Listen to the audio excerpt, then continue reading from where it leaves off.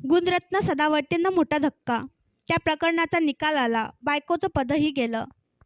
गुणरत्न सदावर्ते यांना सहकार खात्याने मोठा धक्का दिला आहे. एसटी कोऑपरेटिव्ह बँकेच्या वार्षिक सर्वसाधारण सभेत मंजूर केलेले पोटनियम रद्द करण्याची नामुष्की सदावर्तेंवर ओढवली आहे.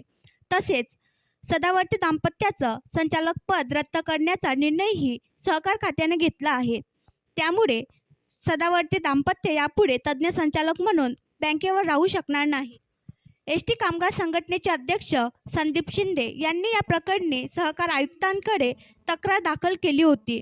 सदावर्ते पॅनलच्या संचालकांनी यवतमाळमध्ये एसटी कोऑपरेटिव्ह बँकेची वार्षिक सर्वसाधारण सभा आयोजित केली होती.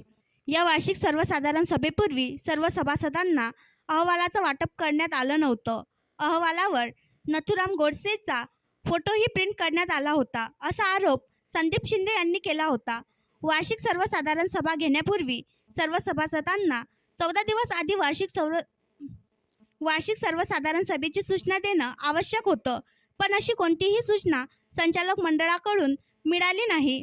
तसंच आपल्या मर्जीतील सभासद बोलवून हवं त्या विषयांवर मंजुरी दिल्याची तक्रार संदीप शिंदे यांनी सहकार आयुक्तांकडे केली आहे.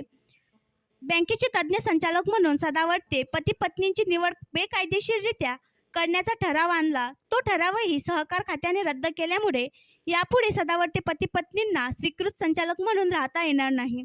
एसटी बाहेरच्या लोकांना बँकेच्या सदस्यत्व देण्याचा ठरावही नामंजूर केला गेला, अशी माहिती संदीप शिंदे यांनी दिली आहे.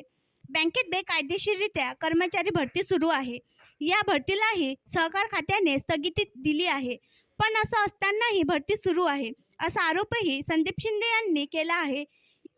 या प्रकरणाचीही तक्रार करण्यात आल्याचं संदीप शिंदे म्हणाले आहेत.